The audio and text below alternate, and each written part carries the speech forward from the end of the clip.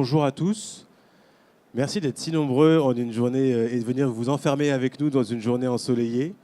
Donc, je suis Maurice Ndiaye, l'un des administrateurs de l'ADTEM. C'est une association que vous connaissez probablement, de professionnels du marketing. C'est la première association en France dédiée à cette discipline.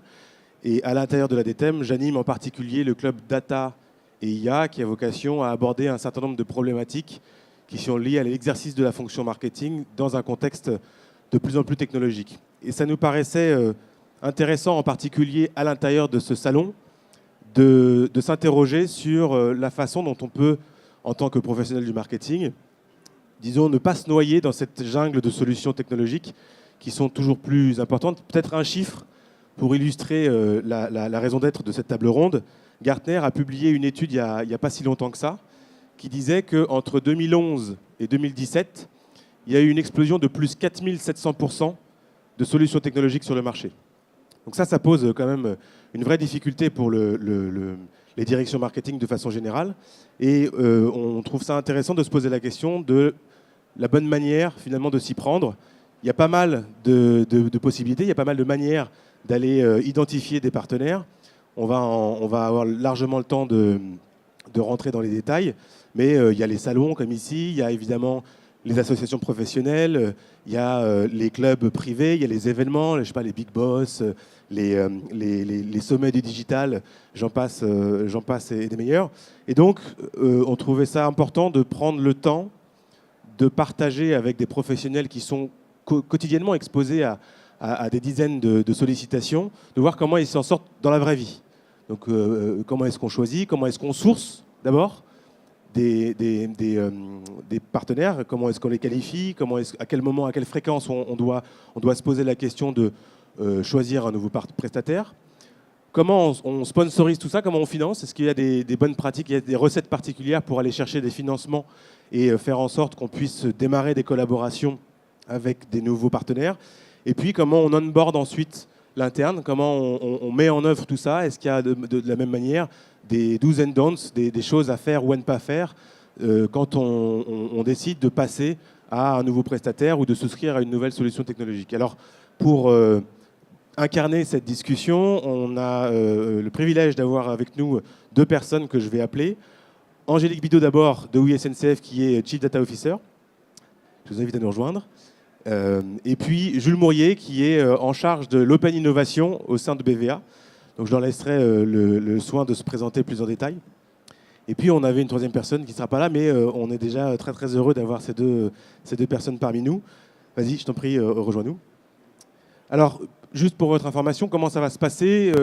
On a une petite heure devant nous.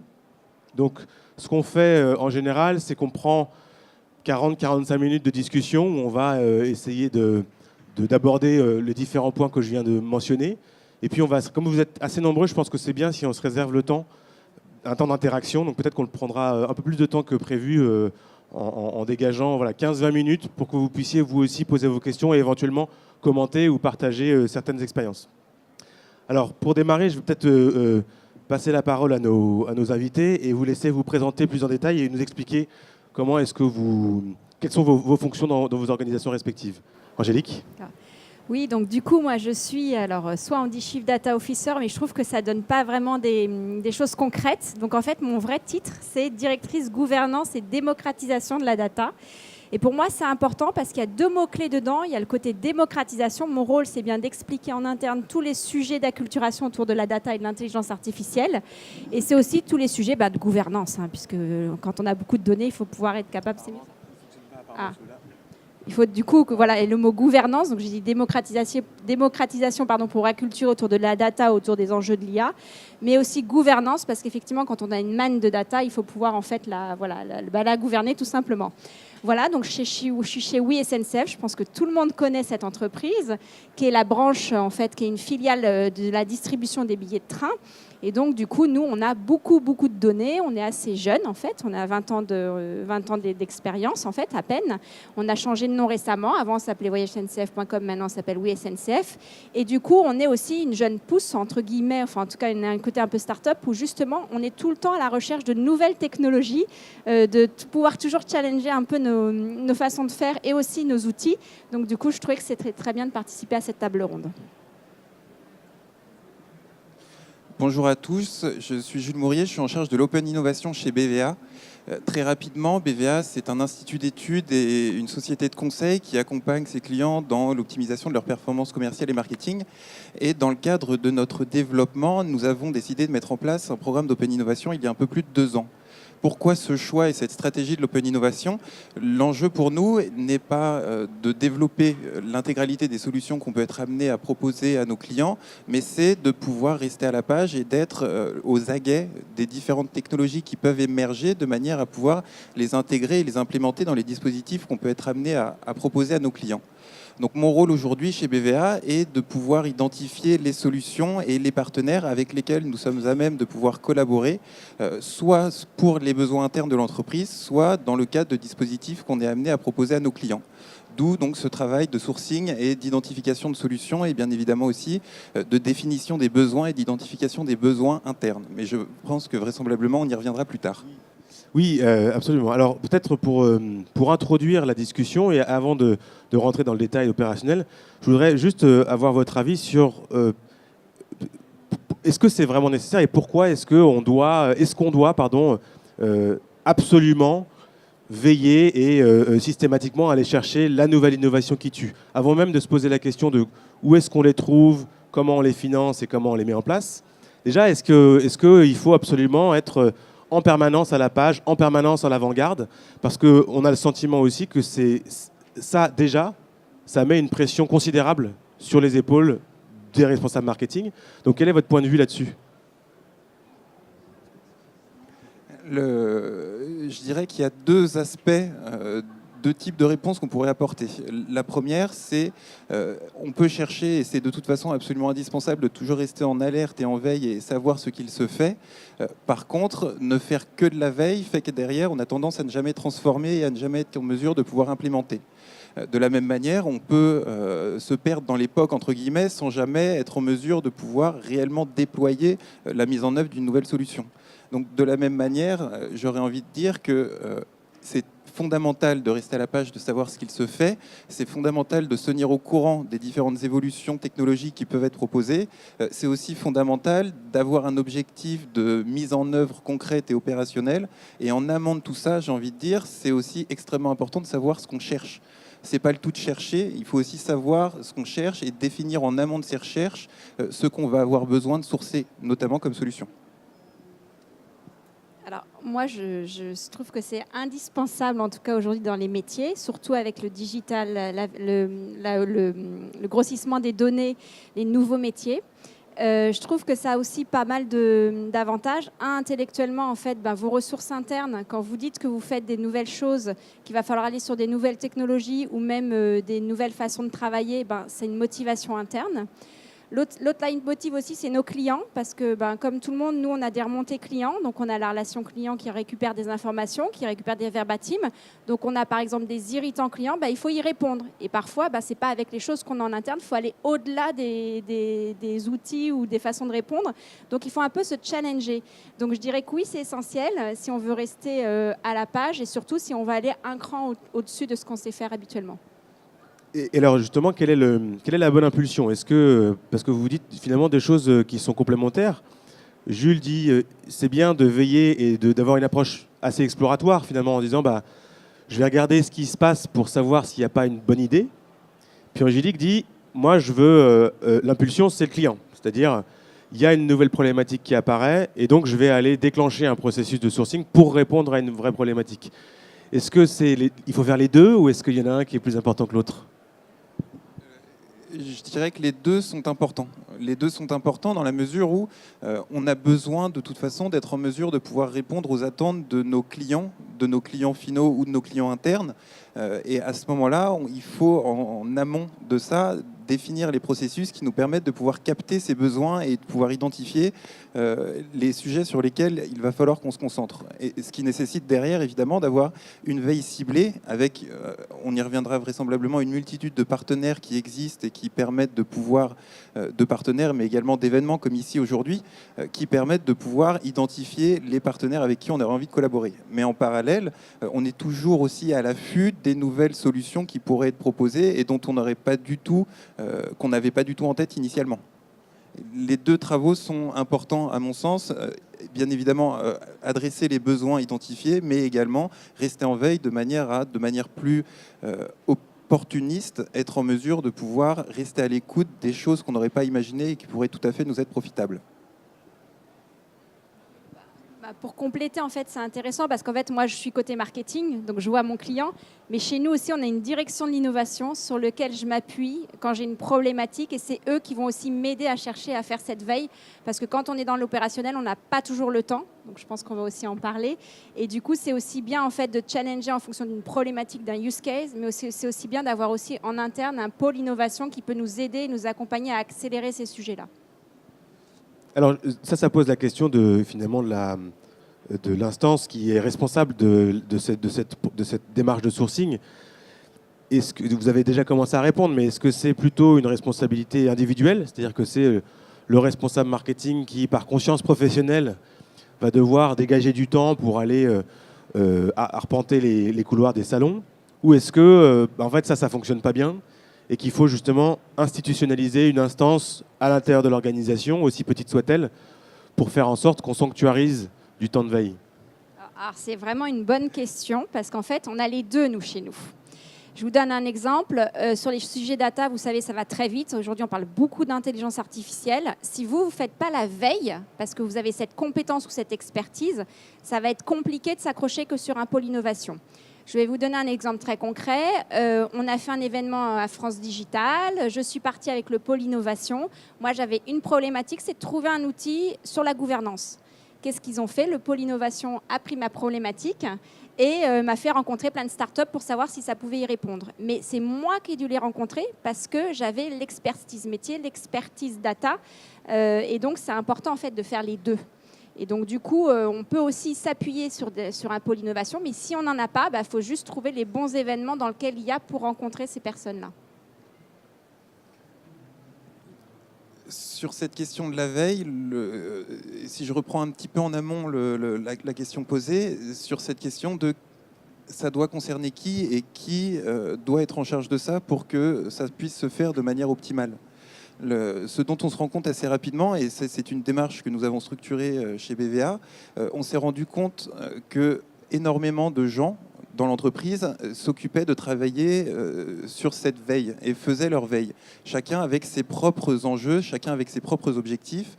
Les commerciaux s'intéressaient évidemment à la vie de leurs clients et à la vie des secteurs de leurs clients. Les personnes des opérations s'occupaient de faire une veille sur l'ensemble des solutions qui pouvaient leur être proposées de manière à optimiser leur process. Les gens des RH s'occupaient de veiller sur les solutions de RH qui pourraient être déployées au niveau groupe, etc. etc. Et mis bout à bout, on s'est rendu compte qu'il y avait une quantité de veilleurs extrêmement importante au sein du groupe, chacun ayant leurs propres objectifs de veille, mais le tout réuni pouvait représenter une base de connaissances extrêmement importante. On a donc mis en place ce travail de coordination, ou en tout cas de synchronisation des différents travails de veille, de manière à pouvoir, in fine, totalement mapper le travail des veilleurs de sorte à ce qu'on puisse mesurer qu'est-ce qui est collecté à quel endroit, suivant quel objectif, mais aussi challenger ces objectifs de manière à faire en sorte aussi, et ça c'est un élément qui est tout à fait associé à la veille, celui de l'acculturation. De rencontrer des nouveaux partenaires, de rencontrer des prestataires potentiels, permet aussi de pouvoir s'acculturer à leur mindset, permet aussi de pouvoir s'acculturer à leurs travaux, à leur manière de faire, aux technologies qu'ils sont en mesure de proposer, ce qui permet à tout le monde de gagner en compétences. Et donc derrière, ce travail aussi de veille permet cette acculturation et cette transformation des hommes qui permet ensuite de porter notamment cette fameuse transformation digitale dont on parle énormément. Alors, je voudrais juste aussi compléter, parce que ça m'est venu à l'esprit, comment on fait pour inciter ces équipes à faire de la veille? Parce que c'est facile de le dire, mais ce n'est pas toujours concret. Alors, il y a plein d'idées. Une des idées en fait, qui a été aussi proposée par l'équipe, c'est pourquoi pas tous les vendredis, à l'heure du café, on se prend un sujet, c'est vraiment ouvert, et on discute d'un sujet qu'on veut. Donc ça peut très bien être, je vais parler d'un truc très technique, machine learning, mais comme je pourrais parler aussi d'un sujet du moment qui me tracasse. Et du coup, ça oblige les personnes à réfléchir et quelque part à les mettre dans une façon de penser et de partage. Il n'y a rien de formel, c'est un café. Mais au moins, on peut voir les discussions du moment qui peuvent nous préoccuper. Donc ça, nous, on peut prendre l'information. Et après, si on veut aller en grand, si on veut faire quelque chose d'un peu plus large, nous, on a, alors je ne sais pas dans vos entreprises, mais nous, on a des points de partage qui s'appellent les WeShare, qui est ouvert à toute l'entreprise, en vidéo, format vidéo, et on parle d'un sujet. Donc ça peut être l'intelligence artificielle, typiquement c'est un peu le mot à la mode en ce moment. C'est quoi? Ça veut dire quoi concrètement? Et on fait venir des gens, on peut faire venir des startups, on peut faire venir des personnes autour de ces sujets-là. Ce qui est intéressant, c'est que le point commun entre vous deux, c'est des initiatives individuelles, donc ça c'est incontournable. 2, une forme d'organe plus ou moins formalisé, si je comprends bien, qui vise à fédérer ces initiatives, mais il y a aussi un 3e point qui est le fait qu'il y a une sorte de knowledge management aussi au sein de l'organisation, avec un lieu dans lequel, en tout cas un environnement de stockage dans lequel on conserve cette information. C'est ça que je comprends? Alors nous, ce n'est pas tout à fait formel dans ce sens-là. Il y a plein d'équipes quand même qui restent à faire de la veille. Il y a des instances de partage, oui, elles sont en format vidéo, elles sont accessibles sur notre intranet. Mais à part la direction de l'innovation qui peut avoir un peu cette connaissance, c'est quand même assez éparpillé quand même en fonction. Pourquoi? Parce qu'en fait, l'expertise, encore une fois, métier, n'est pas la même entre moi qui suis au data, qui a une expertise très forte sur la donnée ou sur le marketing, versus un commercial. Les outils ne sont pas les mêmes, il n'y a pas les mêmes besoins. Typiquement, un outil de data visualisation va être fortement poussé par les équipes, par exemple, commerciales, et beaucoup moins en fait par mes équipes à moi qui veulent plutôt un outil concret où on va manipuler la donnée. Donc chez nous, il y a les deux en fait. Pour réagir justement sur cette question de la typologie et des différents personas de consommateurs entre guillemets d'information et de veille qu'on peut identifier en interne, on a vraiment effectivement cette dimension métier qui est extrêmement forte avec des besoins associés. L'une des raisons pour laquelle on a eu le besoin de structurer ce travail de veille et surtout de pouvoir coordonner un petit peu les rapports qu'on pouvait entretenir avec l'ensemble des partenaires qu'on pouvait avoir ou qu'on pourrait avoir, c'est celui du temps passé. Et on s'est rendu compte que des prestataires qui nous prospectaient ou des startups pouvaient tenter une première approche via la direction de l'innovation et ensuite de s'intéresser directement à la direction des opérations, puis à des opérationnels de terrain, ensuite faire le tour des différentes BU pour se rendre compte qu'in fine, en 6 mois, la même boîte avait été capable de pouvoir mobiliser 1 heure, voire 2 heures de 2, 3, 4, 5, 6 équipes, tout ça dans le même bâtiment. Bien évidemment, on est sur une perte de temps extrêmement importante et un travail du coup de coordination en amont qui permettrait à chacun de savoir à qui il s'adresse. Est-ce qu'on a déjà été en contact ou pas avec ce partenaire-là? Si oui, quels sont les ressentis? Quels sont les intérêts perçus? Quels sont les niveaux de discours auxquels on a pu avoir accès, etc. D'où la nécessité de pouvoir effectivement créer cette base de knowledge accessible de telle sorte à ce que chacun puisse savoir un peu vers qui se retourner et faciliter le travail des gens qui sont en recherche d'une solution concrète pour lesquelles ils auraient déjà défini un besoin clair. Il n'empêche que, parallèlement à ça, les initiatives individuelles restent absolument fondamentales. D'une part, parce qu'effectivement, il y a cette compétence métier, cette expertise que peuvent avoir les différents métiers qu'ils ne pourront jamais retrouver en centrale. Et surtout, les envies individuelles qui sont extrêmement fortes et qui peuvent mobiliser énormément. Moi, je reviens aux histoires de prestataires. Moi, ma posture, elle est très simple parce qu'on est sollicité constamment pour avoir des rencontres. J'en ai au téléphone ou par email. Moi, je dis non. Je n'ai pas le temps, sinon je ne fais que ça. Et ça peut choquer, mais je leur dis non. Par contre, quand j'ai une problématique, j'ai un vrai besoin, j'ai un budget, qu'est-ce que je fais? Je ne sais pas si on en parle dès maintenant, mais je vais à des événements ou dans des clubs qui me sont propres, donc dans mon expertise métier à moi, et je commence à discuter avec mes pairs, et comment tu as fait ci, comment tu as fait ça, et puis après, tu as telle société, et je vais rencontrer comme ça éventuellement les personnes que je veux, ou je vais à un événement clé, il y en a plein, il y a le Hub Forum la semaine prochaine par exemple, et là je rencontre 4-5 prestataires dans la foulée avec ma problématique. Voilà. Le salon e-marketing aussi. Et le salon marketing aussi. Et là, des thèmes aussi. Enfin, il y en a plein. Enfin, après, du coup, moi, je suis très dans la data, mais bon. Voilà, mais effectivement, il y en a pas mal. Il y a pas mal de clubs et il faut pouvoir passer ce temps qui est précieux juste pour éviter de se d'éparpiller autour de l'année. Et du coup, moi, j'ai pas cette problématique-là de se dire qu'il y a plein de personnes qui rencontrent. Moi, ma posture à moi, hein, c'est très personnel. Hein, c'est pas mon entreprise. Hein, c'est de dire non, j'ai pas le temps. Alors, c'est une très bonne transition. Justement, je prends mon pense-bête parce qu'on faisait l'exercice de se noter justement les différents types de stimulation ou en tout cas d'espaces qui existent au cours desquels on peut rencontrer des prestataires.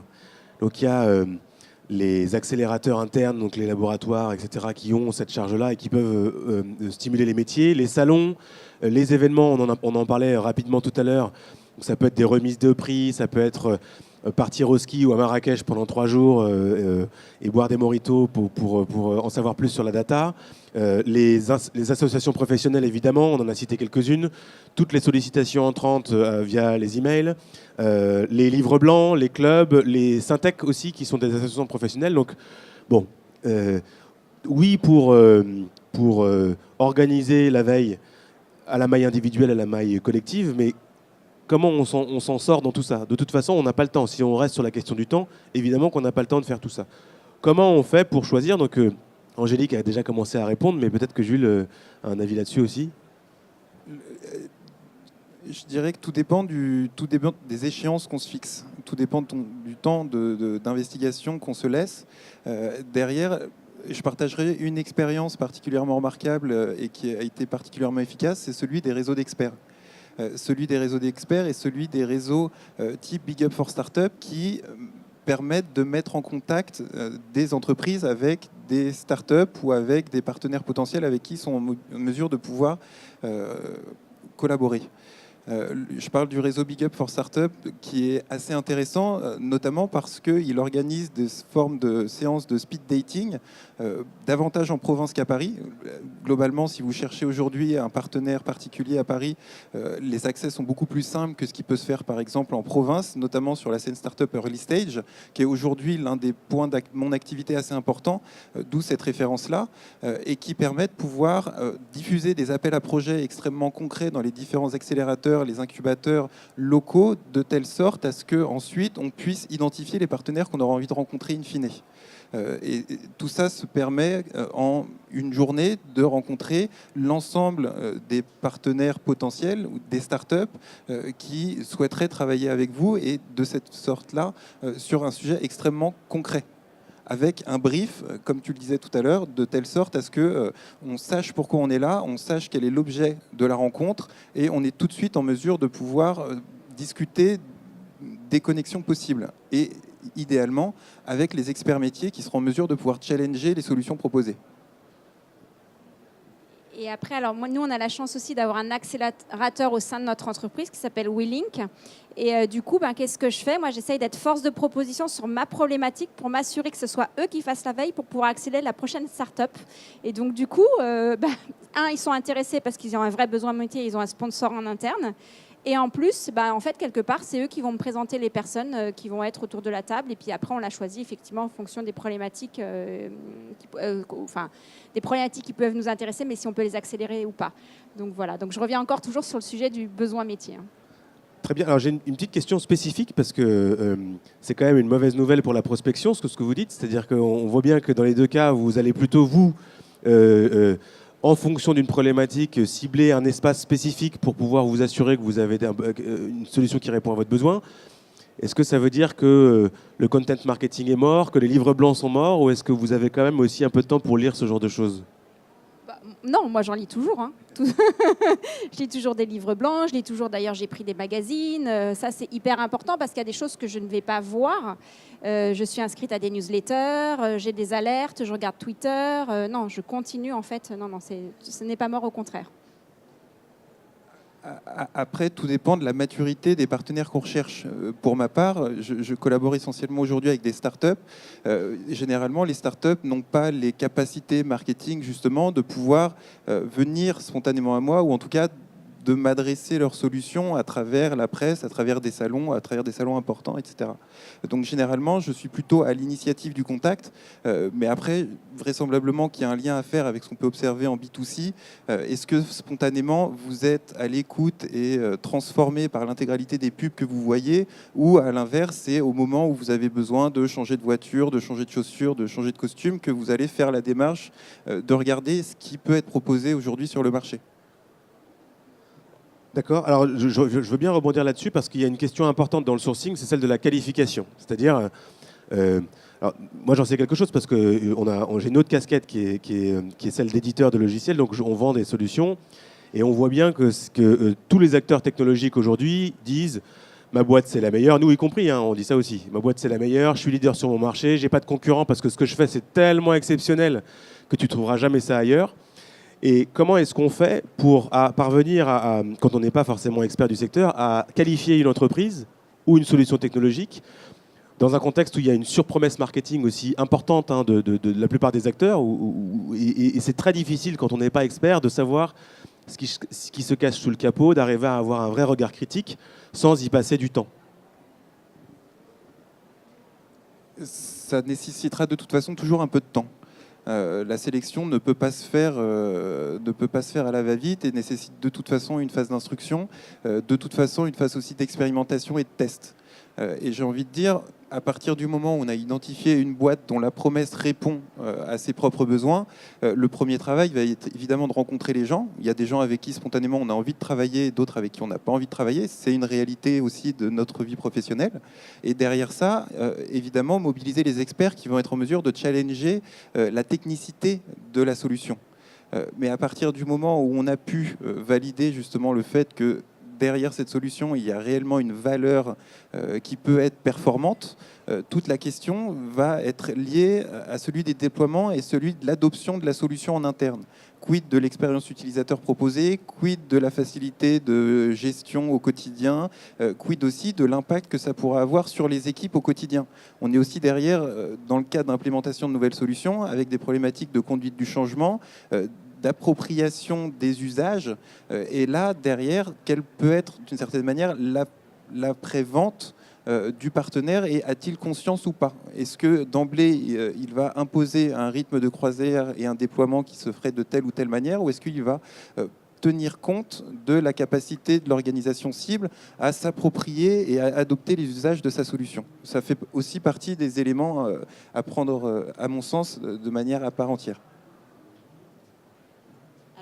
Pour compléter, il y a quelque chose d'assez simple, c'est qu'il faut se dire on a le droit à l'erreur. Voilà. Se dire que on a le droit de on fait de l'innovation, c'est pas pour rien. On veut tester des choses, c'est pas pour rien. Mais peut-être qu'on peut se tromper. Et ben nous, on a testé des choses, on a testé des startups, on a aussi testé des gens, enfin bon, du big data à l'époque, etc. Et on s'est trompé. Et ben ça nous a appris à savoir qu'on avait un besoin, qu'on a réussi en fait à qualifier ce besoin avec quelque chose de sorti, un output bien précis.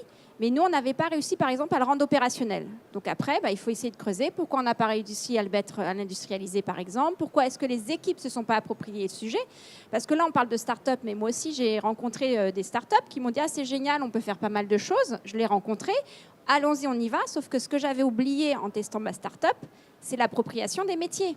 Si les métiers ne sont pas prêts, on parle beaucoup d'intelligence artificielle, d'automatisation, etc., mais si les métiers ne sont pas prêts à accepter qu'un algorithme va faire ce qu'ils font depuis des années, la prévision, par exemple, des ventes pour un commercial, eh ben ça va être compliqué. Donc, il y a aussi une conduite du changement. Donc, parfois, on veut tester, aller très vite, mais en allant trop vite, en fait, on peut aussi oublier un peu le capital humain, la conduite du changement. Et donc, c'est aussi intéressant de se dire, on a le droit à l'erreur, on peut se tromper, mais en fait, on apprend toujours quelque chose et on peut toujours, en fait, rencontrer en l'occurrence une autre start-up pour nous aider sur les facteurs qu'on avait, en fait, butés les premières fois. Alors ça, c'est un point important sur lequel on reviendra tout à l'heure sur la question du déploiement, de l'onboarding, comme je le disais. Mais si on reste sur cette question de juste après la qualification, comment on teste. Bon, vous l'avez dit très rapidement tout à l'heure, le fameux proof of concept, le POC, il pose la question du financement aussi, donc la question du temps, mais aussi la question du financement. C'est-à-dire, oui, j'aimerais bien faire un POC sur ce sujet-là, j'aimerais bien tester, etc. Mais quel est votre avis sur la source de ce financement? C'est-à-dire, est-ce qu'il faut sanctuariser un budget dédié à l'innovation, ce qu'on voit dans certaines entreprises, auquel cas, qui est garant de ce budget, comment on sélectionne, etc. Est-ce qu'au contraire, on doit donner la responsabilité aux métiers qui doivent prendre sur leur budget de run, sur leur budget opérationnel, dégager du temps, ou en tout cas dégager de l'argent, puisqu'on parle de ça, pour pouvoir financer des tests? Est-ce qu'il y a des choses à faire ou à ne pas faire spécifiquement sur cette question-là? Alors, nous, ça dépend d'où va venir le besoin. Si ça vient du marketing, c'est un peu bête ce que je viens de dire, mais le budget, il est au marketing. Si c'est le pôle innovation qui veut tester, par exemple, notre accélérateur Winning qui veut tester en fait une start-up, enfin, qui veut l'accélérer avec des données, etc., ça va être son budget à lui. Donc nous, il n'y a pas de règle en tant que telle, ça va dépendre. En général, c'est quand même souvent le métier qui le porte, sauf dans des cas particuliers où on a envie d'accélérer une start-up. Typiquement, en fait, je vous donne un exemple, nous, Allomédia, je ne sais pas si vous le connaissez, voilà, qui est une start-up qu'on a accélérée. Donc au début, c'était porté par l'innovation, on a été convaincus, et ben maintenant c'est le métier, c'est la relation client chez nous qui l'a en fait en propre et qui l'utilise au quotidien et qui analyse tous les verbatim vocaux de Oui SNCF, ce qui est quand même une masse, quoi. De la même manière, pour rebondir, je dirais que les deux sont possibles, les deux sont faisables, et tout dépend à l'origine de qui est à l'origine de la demande. Et aussi, tout va dépendre des populations cibles qui vont être impactées par la solution proposée. Évidemment, si c'est une solution métier qui ne répondra aux besoins d'une seule business unit, libre à elle de pouvoir aller identifier le partenaire avec qui elle aurait envie de collaborer. Et ensuite, ce sera à sa charge et ce sera sa responsabilité de pouvoir financer cette expérimentation. Évidemment, étant rattaché à une direction de l'innovation, tous les jours, on a des demandes de financement de l'ensemble des business units qui viennent à nous. Et le plus souvent, on va leur dire que ça n'est pas possible dans la mesure où la problématique qu'ils adressent ne les concerne que eux, et étant rattachés à une direction centralisée de l'innovation, on a évidemment pour vocation à adresser l'ensemble du groupe, donc l'ensemble des différentes filiales et des différentes business units. Donc il y a cette question-là du périmètre que pourra toucher la solution proposée, et ensuite il y a aussi celui de l'implication des métiers. On parlait de financement au-delà de ça, sur cette question des POC. Le POC réalisé uniquement au sein d'une direction de l'innovation sans implication des métiers est un POC qui sera voué de toute façon à ne jamais appeler aucun déploiement, dans la mesure où aucun opérationnel sera en mesure de s'approprier correctement l'innovation proposée. Et alors, une petite question poil à gratter. Est-ce que le POC gratuit est une bonne idée? Le POC gratuit est une très mauvaise idée. Le POC gratuit est une très mauvaise idée. Ce qui est gratuit n'a pas de valeur. Ça n'a pas de valeur, évidemment, pour le partenaire en face, et ça n'a pas de valeur aussi pour l'interne. À partir du moment où vous voulez mobiliser des équipes et que vous leur dites que le POC est gratuit, ça sous-entend derrière que le POC n'a pas de valeur. Donc derrière, ça démobilisera davantage les équipes plutôt que ça ne leur permettra de pouvoir réellement monter sur le sujet.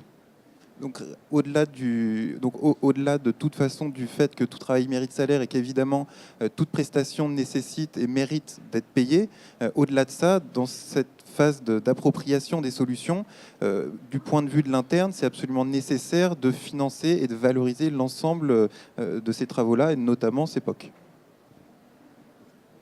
Et après, nous, sur un coût d'un POC, on met aussi le coût interne, c'est-à-dire le temps passé éventuellement des équipes techniques ou les machines, s'il faut acheter des machines. Nous, on le valorise dans le POC. Donc un POC, du coup, chez nous, n'est jamais gratuit. De toute façon, on le valorise financièrement. Je rebondis sur ce point technique parce que c'est intéressant. Il y a la dimension financière et puis il y a la dimension aussi compatibilité technique, justement. À quel point est-ce que quand on rencontre une boîte early stage en particulier, est-ce qu'on doit anticiper sur sa capacité de se déployer dans un groupe comme BVA ou les clients de BVA ou comme Oui SNCF? Alors, c'est marrant parce que je suis en plein dedans, voilà. L'année dernière, j'ai fait une erreur, j'ai voulu tester un outil. Je n'ai pas impliqué la technique. Et bien, évidemment, la technique m'a dit c'est pas une sécurité. Du coup, je me suis retrouvée le bec dans l'eau. Ça n'a pas marché, d'accord. Donc, du coup, je me suis fait quand même taper sur les doigts, parce que j'avais promu en interne qu'il allait y avoir quelque chose en septembre. C'est jamais sorti. Et là, j'essaye de bien faire les choses, j'embarque bien ma technique sur un POC. Et là, on me dit, oulala, t'es gentil, il faut des machines. Tu veux tester 4 outils, 4 configurations différentes, ça ne sera pas possible. Alors, c'est là où c'est un peu compliqué comme réponse, parce qu'à la fois, on a envie complètement d'embarquer tout de suite la technique pour que ce soit compliant avec nos systèmes d'information. Mais si on les embarque trop tôt, eh ben c'est trop tôt. Ils disent que ça coûte trop cher parce qu'il faut avoir autant de configurations possibles que notre système d'information est configuré, on va dire. Et si on les embarque trop tard, eh ben en fait, ils nous disent que c'est pas possible. Donc c'est une très bonne question. Et j'ai pas complètement encore la réponse, mais j'espère d'ici quelques jours, je l'aurai. Pour compléter deux aspects, deux points que je peux rajouter. Le premier, c'est concernant évidemment la vision cible doit être scalable. On doit être en mesure de pouvoir anticiper que la solution, si elle est intéressante, si on y croit réellement, si on a envie de la tester, si on a envie de réaliser un POC, derrière, c'est pas réaliser un POC pour réaliser un POC, c'est réaliser un POC pour être en mesure de pouvoir le déployer. Ce qui va sous-entendre une multitude de choses, évidemment l'adoption, évidemment la capacité à pouvoir le valoriser en interne, et toutes les contraintes techniques, mais aussi légales et juridiques. Aujourd'hui, on parle évidemment énormément de RGPD, quid de la compliance des différents prestataires et des partenaires avec qui on est en mesure de pouvoir collaborer aujourd'hui et avec qui on pourrait collaborer demain. Donc ça, c'est évidemment des aspects à prendre en compte en amont. Après, tout dépend de la maturité des startups avec lesquels on peut être amené à collaborer. Mais a priori, même sur des partenaires très early stage, c'est nécessaire de se rendre compte que les fondateurs ont conscience de ces contraintes-là, même si elles ne sont pas encore totalement identifiées, même si elles ne sont pas encore totalement résolues. C'est des points qui sont à prendre en compte. Et en tout cas, les interlocuteurs doivent être conscients de ces contraintes-là, de ces limites-là et du travail qui sera nécessaire pour faire en sorte de se mettre à jour et à la page. Et alors, on en a parlé rapidement quand on préparait, mais est-ce qu'on peut aussi, considérer qu'une boîte suffisamment petite, on peut, en tant que grande entreprise, avoir un impact sur sa roadmap pour justement l'orienter et faire en sorte qu'elle soit mieux compatible avec ses propres systèmes d'information? Ça, c'est une très bonne question. On se pose toujours cette question-là en tant que grand groupe, quand on est amené à rencontrer des partenaires très jeunes et des startups parfois très jeunes, de quel pourrait être son impact évidemment sur le déploiement de sa roadmap, mais surtout quelle peut être la dépendance qu'on peut être amené à créer entre ce partenaire-là et sa société. Et effectivement, si vous commencez à collaborer avec une startup et que vous vous retrouvez au bout de 2 ans à être son seul client ou quasi son seul client et d'avoir des partenaires comme ça qui vont vivre à 80% sur votre dos, ça crée une situation de dépendance extrêmement malsaine qui, du point de vue du grand groupe, peut être extrêmement profitable, mais du point de vue dynamique entrepreneurial, n'a absolument aucun intérêt pour le compte de ces partenaires-là, ou en tout cas un intérêt limité avec des vrais gros risques importants. Dans les cas de prise de participation qu'on a pu avoir vis-à-vis de partenaires start-up avec qui on a collaboré, de notre côté, on a toujours veillé à avoir évidemment une ingérence sur une partie de leur activité qui pouvait directement nous concerner, tout en leur laissant la capacité à pouvoir se développer par ailleurs sur d'autres types d'activités. Je prendrai le cas, par exemple, d'une solution qui s'appelle IVS, Intelligent Video Software, qui est une start-up lilloise qui a développé une intelligence artificielle capable de pouvoir valoriser du flux vidéo. Concrètement, leur premier produit se présente sous la forme d'un boîtier qu'on va coller au plafond des boutiques et qui va retranscrire l'intégralité des parcours clients. Ce qui nous permet ensuite d'être en mesure de pouvoir retranscrire la vie des clients au sein de l'ensemble des boutiques d'un réseau de retailers. Leur premier produit était évidemment extrêmement intéressant pour nos métiers de la connaissance client et comment arriver à nourrir nos clients sur la compréhension de leurs propres clients in-store. Il n'empêche que cette société-là, on a un accord d'exclusivité dans le cadre de ce produit extrêmement spécifique à nos métiers de la connaissance client. En parallèle, ils développent également tout un tas d'autres solutions faisant appel à leur intelligence artificielle et sur lesquelles on n'a absolument aucune ingérence. Et on a plutôt même tendance à encourager le développement de leurs autres types de solutions pour limiter ce rapport de dépendance. Alors nous, on ne raisonne pas complètement comme ça. Ce qu'on aime bien, nous, c'est de prendre une entreprise pour contribuer à sa croissance. Et donc, du coup, on a plusieurs startups avec qui on a débuté petit et on a du coup avancé ensemble. Et du coup, quelque part, on peut dire qu'on va effectivement agir sur leur roadmap puisqu'on est en plus un gros acteur, on a beaucoup de volume et en plus, on peut expérimenter avec eux des choses. Donc, c'est intéressant de co-construire en fait avec eux une trajectoire qui aussi va pouvoir pouvoir après s'étendre sur le marché. Et donc, on a 2-3 exemples comme ça. On en avait une qu'on avait rencontrée sur une problématique très précise, la personnalisation, voilà, comme tout le monde veut en faire. Et en fait, on s'est rendu compte qu'en fait, on en avait plutôt besoin sur le ciblage. Et donc, en fait, on a du coup affiné un peu le besoin. Et du coup, aujourd'hui, on travaille avec cette personne-là, cette start-up-là, qui n'est plus une start-up maintenant, mais en tout cas, cette entreprise-là, pour tout ce qui concerne nos ciblages et qui aussi, du coup, s'est spécialisée dans ces domaines-là. Et donc, c'est aussi intéressant de dire qu'on va co-construire avec eux, qu'on va contribuer à leur croissance grâce à notre potentiel et nos clients, évidemment, finaux. Oui, sachant que ce qu'on peut rajouter aussi, c'est que les directions des achats, souvent dans les grands groupes aussi, imposent des contraintes en termes de dépendance économique. Il ne faut pas dépasser les 10%. Alors après, on peut raconter ce qu'on veut quand on fait la déclaration aux achats, mais il y a aussi ce genre de règles qui existent pour éviter justement qu'on mette en difficulté ou en péril une entreprise.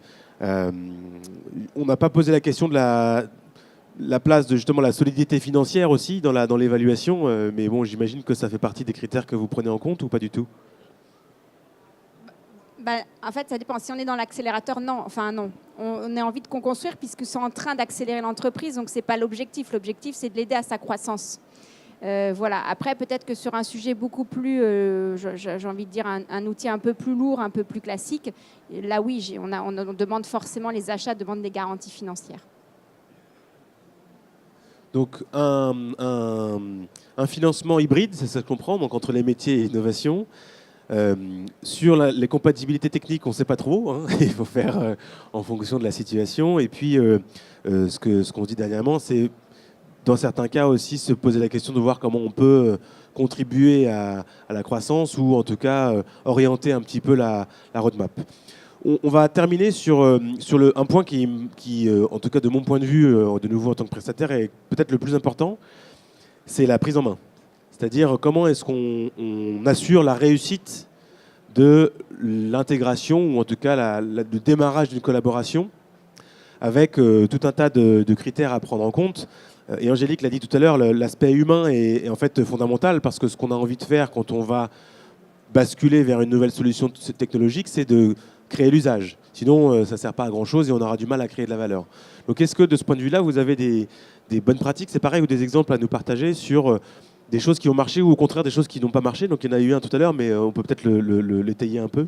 Alors, on peut l'étayer. Alors, sinon, il y a aussi une façon de faire qui est toute simple. Tout à l'heure, je parlais de ma difficulté en ce moment que j'ai avec mes systèmes d'information, mais sachez que nous aussi, on fait beaucoup ce qu'on appelle les feature teams ou les pizza teams. Voilà, nous, on appelle ça des feature teams. Et ce qui se passe, c'est qu'on met des gens techniques avec des gens métiers au sein d'une même équipe. En général, ça veut dire qu'on définit en fait un objectif métier, mais que déjà on a embarqué la technique pour pouvoir penser à l'industrialisation derrière. Et ça, c'est hyper important. Typiquement, nous, moi, j'ai la data, je travaille avec le Polino, ils font des choses, d'accord, en data science, ils testent des choses, c'est normal, ils ont un lab.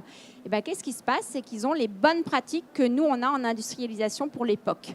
Pourquoi? Parce que si la belle idée à l'innovation en fait, fait que c'est quelque chose qu'il va falloir industrialiser, il va falloir pouvoir le faire avec les bonnes pratiques et aller très vite et pas recommencer en fait, tout le travail en fait, de développement. Donc ça, c'est un autre exemple plutôt de réussite pour le coup qui fait que ça fonctionne, c'est mettre la technique avec le métier et sur la même stack technique en fait. Et du point de vue direction de l'innovation, je prendrais l'exemple du process qu'on a mis en place chez BVA et qui est globalement un process assez standard et qu'on retrouve dans bon nombre d'organisations. On va commencer, donc c'est un process en 4 étapes où on va commencer par une étude d'opportunité. Une étude d'opportunité qu'on va faire de manière extrêmement large, dans la mesure où on va autant écouter l'interne à travers les demandes qui peuvent émaner aussi bien des commerciaux que des opérationnels, que des différents analystes, des différents métiers, avec vraiment une veille extrêmement large et une écoute extrêmement importante. Et une fois qu'on a identifié un besoin concret, on va pouvoir être capable derrière de définir le cahier des charges d'une phase de sourcing, de manière à pouvoir identifier le partenaire technologique qu'on pourra mettre en face de ce besoin, de manière à pouvoir créer quelque chose ensemble. Une fois qu'on a identifié un potentiel match, donc entre une équipe projet qui a un besoin concret et une solution qui pourrait permettre d'adresser ce besoin-là, la deuxième phase du process, généralement on se dit on va tout de suite partir en expérimentation en POC. Avant cette phase-là, on a une seconde phase qu'on a appelée une phase de co-construction et concrètement qui consiste en un mariage. Le mariage, ce qui sous-tend derrière, c'est l'aspect humain de cette relation-là. Le fait aussi que dans nos groupes, on ne va pas forcément spontanément parler la même langue que les partenaires qu'on peut être amené à rencontrer. On ne parlera pas spontanément la même langue qu'une start-up totalement early stage, constituée uniquement de techniciens et de geeks. On va être sur des cultures extrêmement différentes, sur des langages extrêmement différents. Donc, cette phase de co-création a pour objectif de définir une mire commune et être capable de pouvoir borner extrêmement précisément quels sont les objectifs de chacun et quelle va être ensuite la feuille de route qu'on va se donner et quels seront les intérêts aussi respectifs de chacun à cette collaboration-là.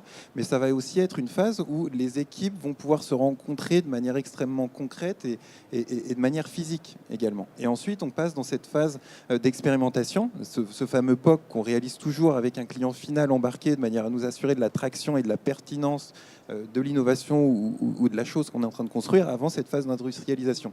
Donc pour revenir sur cet aspect humain adoption, il est absolument fondamental et d'une certaine manière, il est aujourd'hui la clé angulaire de tout le reste.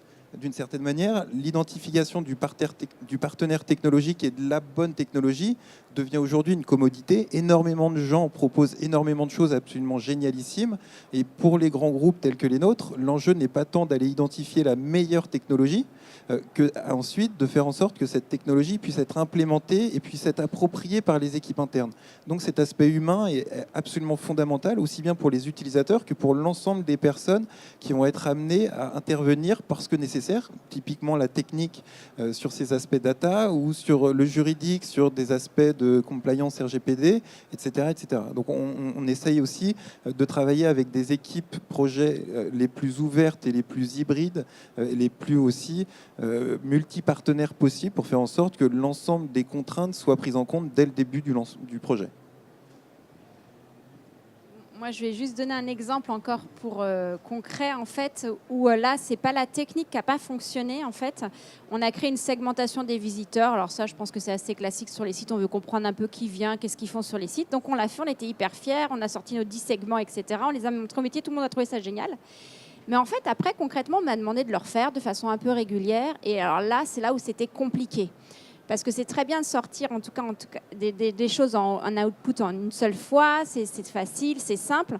Mais quand les gens veulent, et notamment chez nous c'était des UI en fait, qui voulaient aller un peu plus vite pour comprendre un peu l'expérience utilisateur sur le site, moi j'en étais pas capable de pouvoir mettre à jour de façon régulière les choses. Et donc par exemple là, il y avait un besoin. J'ai essayé d'y répondre, mais c'était partiel. Et donc, on s'est doté d'un outil, Content Square, en l'occurrence chez nous, pour pouvoir en fait comprendre un peu les segments de nos utilisateurs. Et aujourd'hui, il y a quand même 100 personnes dans l'entreprise qui l'utilisent à des fins d'optimisation de l'expérience client. Et à quel moment est-ce qu'on embarque et surtout, quelle est la bonne taille finalement d'équipe pour instruire ce genre de dossier? Parce qu'on voit parfois des kick-offs avec 40 personnes parce qu'on veut s'assurer que tout le monde est bien embarqué dès le départ.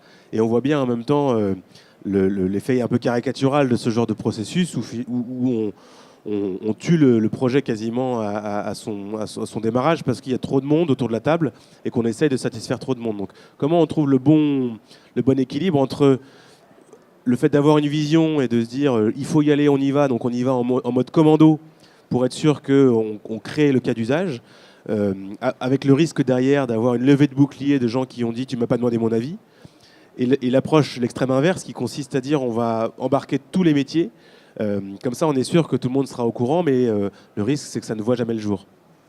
Alors nous, donc là je m'appuie sur la direction innovation, nous sommes assez proches, on a une route de l'innovation, où on suit en fait cette route, c'est assez rigolo, mais en tout cas pour pouvoir voir comment on avance. Et en fait, nous au début, il y a des labs, il y a des idéations, il faut quand même trouver le use case. Et ça, il faut embarquer un maximum de personnes, on n'y échappe pas. En tout cas, chez nous, c'est comme ça que ça fonctionne.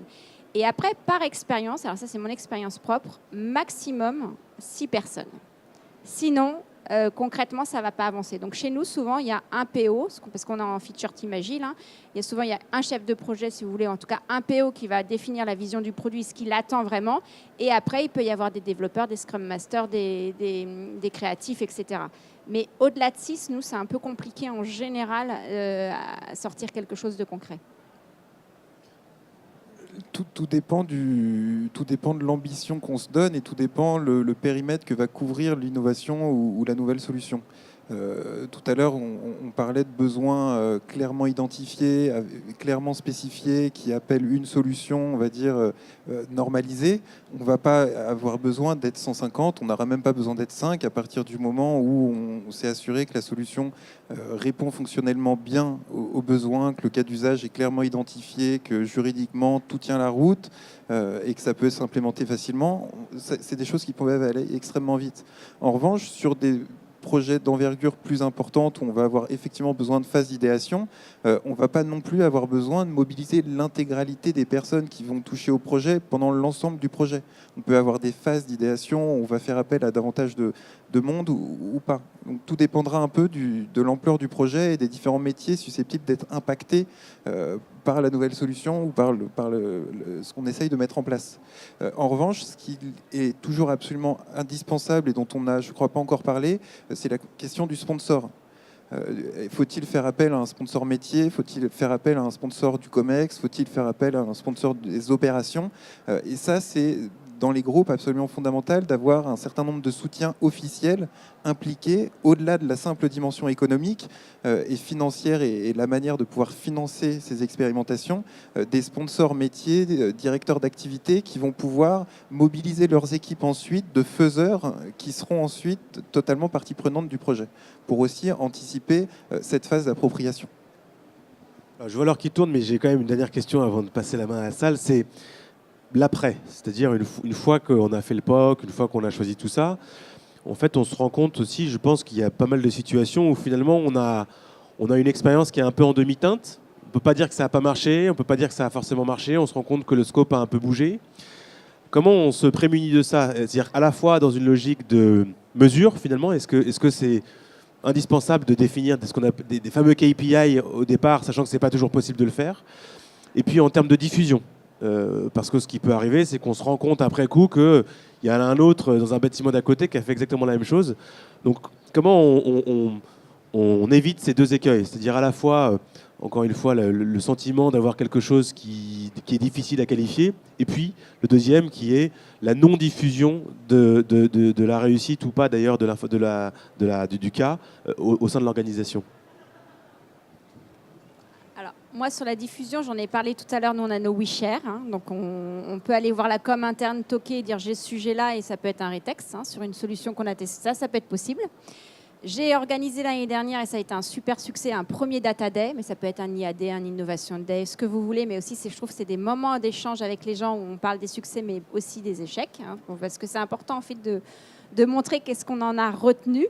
Et vous dites les KPI, mais alors moi je partage vraiment le point qu'il faut qu'on se donne des ambitions et des objectifs. On peut peut-être pas toujours mesurer en termes de VA, de volume de chiffre d'affaires additionnel ou de ROI, c'est pas toujours simple, mais on peut se donner des ambitions, de la sat client, on peut se donner des ambitions autour de, j'en sais rien, moi, même la satisfaction interne avec les patrons. Enfin, on peut toujours se donner des KPI autour d'un projet, quoi qu'il arrive, et je pense que c'est important de se les poser en amont parce que du coup, ça nous montre en fait si on a réussi ou pas.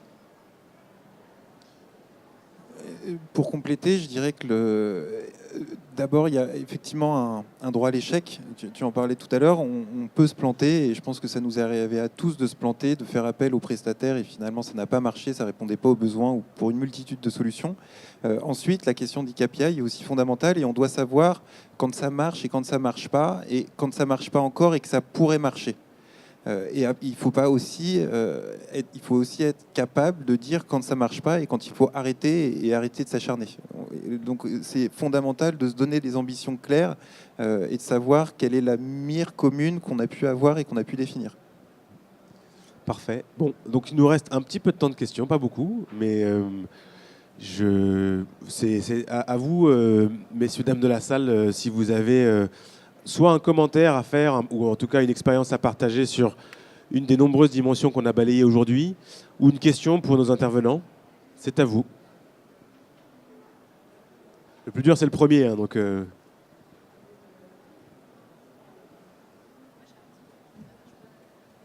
Moi, j'ai juste un petit commentaire parce que je suis Catherine Réjus, je suis déléguée générale de l'ADTEM. J'ai vu hier, et je me suis dit, ça m'a vraiment fait penser à cette conférence, qu'il y avait un nouveau métier dont j'ai déjà oublié le nom, un officer quelconque, et en fait, qui aide dans les entreprises, exactement ça, qui aide les directeurs de métiers ou de BU à sélectionner, sourcer et sélectionner des solutions techno, marketing ou autres, et que ça devient un métier. Donc je me dis, le sujet était bien choisi. Oui, merci. Alors peut-être le temps que vous voilà, j'allais meubler, mais bon, merci, vous me sauvez la vie. Du coup, je rebondis. Juste une question, parce que vous parliez un petit peu de veille tout à l'heure, newsletter, tout ça. Est-ce que vous regardez des outils un peu comme The Toolbox ou des plateformes justement dont le rôle est d'aiguiller les annonceurs sur le choix des outils? Alors, où est-ce que je fais ma veille en gros globalement? Je regarde Gartner sur les outils, ça paraît bête mais ça donne quand même pas mal d'informations. J'ai une newsletter aussi sur la data qui est dédiée. Je parle aussi beaucoup avec mes pairs où les gens entre nous, on n'en a pas parlé, mais entre nous, on se transfère l'information.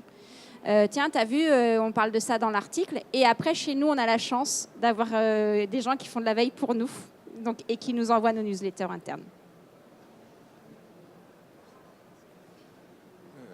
Évidemment, la part des pairs dans la prescription est absolument fondamentale, et de pouvoir avoir du témoignage direct sur cette solution-là répond effectivement à ton besoin. Les bûches rencontrées au moment du déploiement étaient celle-ci, et ce qui fonctionne le mieux. Et je dirais que spontanément, personnellement, c'est ce à quoi je fais le plus souvent confiance. Ensuite, il y a une multitude de solutions plus ou moins automatisées qui vont scraper du contenu de manière automatique grâce à des intelligences artificielles sur le web pour proposer le meilleur contenu. J'ai jamais rencontré une solution de ce type-là qui m'est apparue réellement efficace. Une autre question ?